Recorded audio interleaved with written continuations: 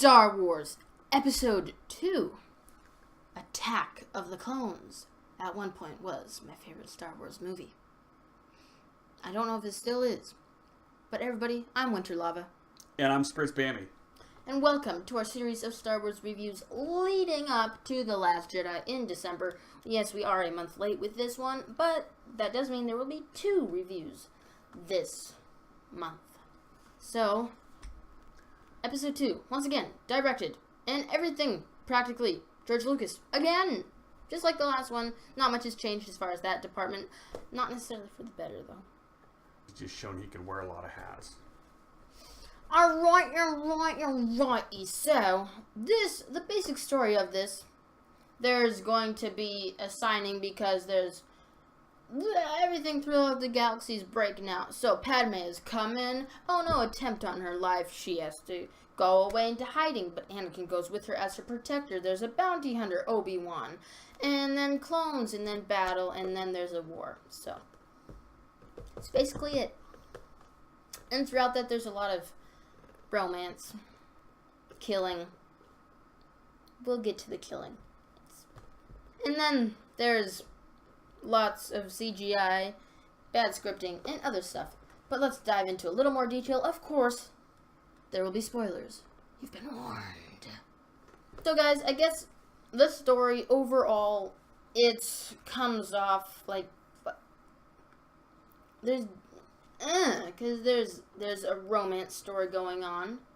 There's the plot to take over, and there's Jedi stuff. Not a lot of clarity in this story. I think a pretty muddled introduction of the principles too, and not really a good introduction of the story principles. A lot of talking again about stuff. But you don't really get an immediate sense of, oh, this is a good guy, this is a bad guy. So I guess let's talk about the acting right off the bat. It's pretty much everybody, except it's been 10 years since episode 1. And so we went from little, not so great Jake Lloyd, to big, strong Hayden Christensen.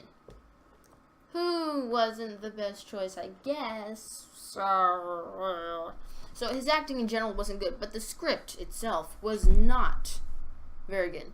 And there's so many awkward and creepy lines. Creepy lines like, please don't look at me like that. Why not? It makes me feel uncomfortable. Sorry, milady. As his eyes continue to bore into her. I've thought about her every day since we've parted. And I guess that one's supposed to sound romantic, but there's no romance! Ah!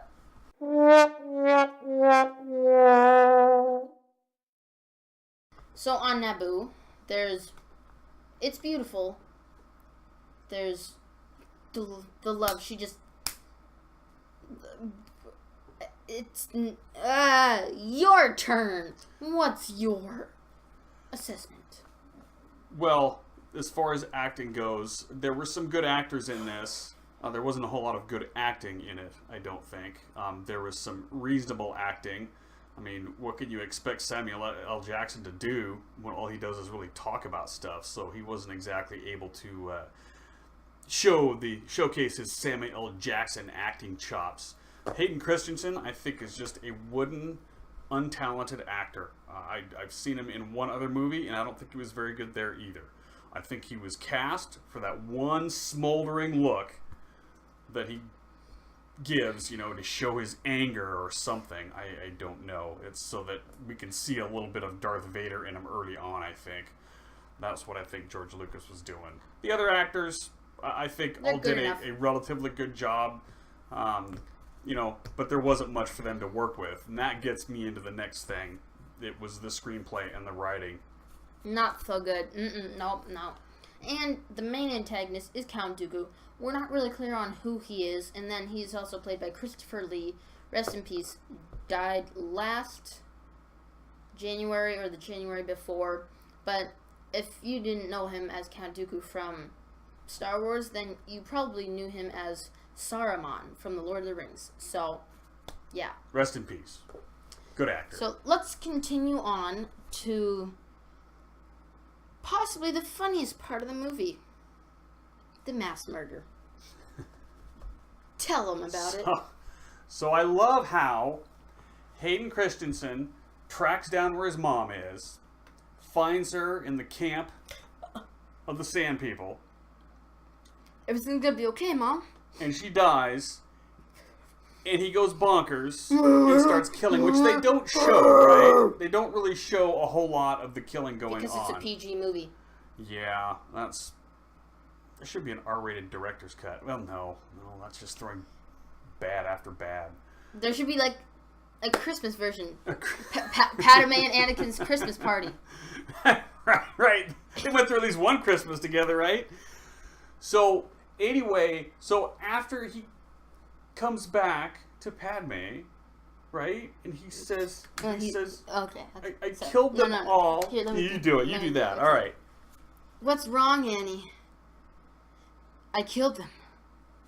I killed them all. But not just the men, but the women and children too. They're like animals, and I slaughter them like animals. I hate them.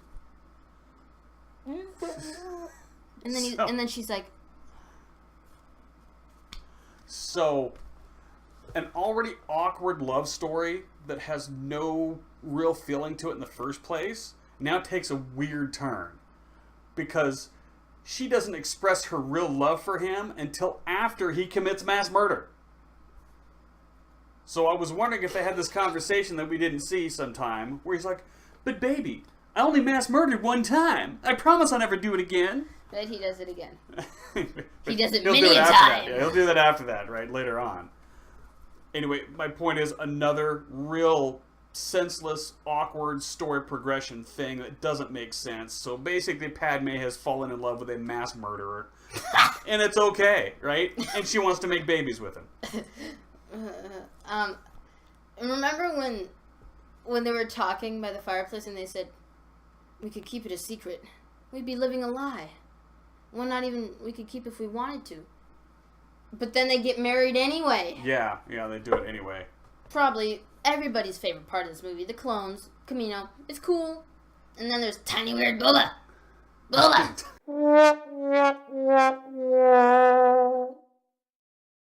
Tiny Weird Boba. Tiny Weird Boba. Who's also kind of like a new Jake Lloyd. He's like, Boba, is your father here? Yup. May we see him? Sure. Yeah. So yet another. Again, understand that George Lucas continuously showing his talent for young people. I children. didn't expect young people to act like adults, but I have seen enough young actors who have done better than that. George Lucas kind of whiffed on two child actors because Tiny Weird Boba was indeed just Tiny Weird Boba. Get him, Dad! Get him! Fire! We'll just have to finish him. And George Lucas has said he wants to sort of mirror the prequels to the original trilogy. So, this is the second one, like Empire Strikes Back is the second to the original trilogy. So, there's an asteroid field. It was suspenseful in episode 5, and now you have an asteroid field. I guess we're going in. And it's just like that. I mean, the explosion's cool, the boom. That's really it. And then you go to Droid Foundation, and then possibly one of the biggest mistakes. 3PO is put into a battle droid. Die, Jedi Docs! Oh, what should I say? That was not nearly as funny as George Lucas hoped it would be, I think. No. And then Jar Jar allows Palpatine to bring out the clone army, and so it plays into Palpatine's... So, Jar Jar, he was trying to do the right thing. But he didn't do the right thing. But he sure Jar Jarred it up. Aha! Oh. Screenplay. More bad writing. Writing. Acting. And holding on. Most of them did the best they could with what they had to work with. Some were bad. And then, as we're all waiting for the past 2 movies for the Jedi to do anything besides sitting and talking, they finally, come on, fight, boom. And then there's the clones who save the day. R2 saves the day once. Oh, this is such a drag. And, yeah. The review seems very scattered. It's a very scattered movie. Yes. It's not our fault, man. And then, of course, there's the Death Star planes subplots. Count Dooku fight. Anakin loses his arm, by the way, because he's stupid. Because That's what bad acting will get you, man. Get you an arm lost. And then during their wedding, he just has his robotic hand out. Yeah. And I love the scene where he holds her hand with his robotic hand. It's like, oh yes, I'm sure she's really enjoying the cold touch of your metal hand. And then earlier he was like, no, I shouldn't have done that. Sorry, my lady. I don't like sand. It's rough and coarse, and it gets everywhere. Like, what was that supposed to do? And there's, once again, complete overabundance of CGI. And then the movie just ends. There's a war starting. There's Death Star plans. It's all happening perfectly. So, what was your overall enjoyment of it here?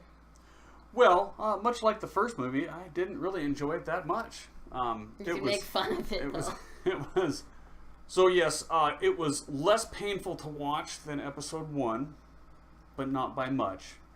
I'd be pretty good with this movie if there was just a better script, I think. Because at a time, I thought this movie was really cool. Interesting fact, do you want to hear it? So, Padme Amidala has changed her costume how many times in this movie? You have 4 guesses. Take them now. The answer is 14. Nobody else hardly changes at all. Anakin is getting married in his Jedi robes. They don't even have a tuxedo version of the Jedi robes. Nope. What's up with that? So yeah, to sum it all up once again, bad script, bad CGI. Well, some of the CGI was good, but there was so much of it. Yeah, overused again.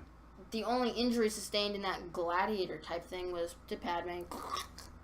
The musical score was okay. Yeah, the score was really good pretty much every time.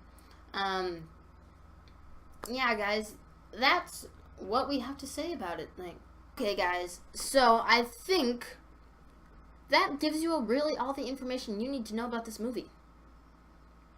And possibly a bit more, if you needed to know. So, all right, look forward to Revenge of the Sith. What's our letter grade? Well, I'm going to give Star Wars Episode 2, Attack of the Clones, a B-. Wow. Once again, my partner Dub L is being overly generous, I think. Well, I think the technicalities of it could balance down to like a C or a C+, but based on my enjoyment, I'm going to take it up to a B-. Well, I'm going to base that on my enjoyment as well, and that will take it down to a C-. Like I said, not quite as bad as the first one. It was less painful to watch, but it still had many of the same problems as the first movie. Lots of bad writing to start with, which means even good actors can't really overcome bad writing. Overuse of CGI. Just terrible character development. Just so yeah. Anyway, C-, that's my grade. Anyways, look forward to Revenge of the Sith later this month, which is better. Yay. More mass murder. Exciting. Anyways, so we hope you all enjoy. Leave likes, subscribe, comment, and share. Instagram is linked in the description below. You guys know all stuff. My name's Winter Lava. And I'm Darth Bammy. Cool. Always believe in yourselves. May the Force be with you. Later, guys. Always. I truly, deeply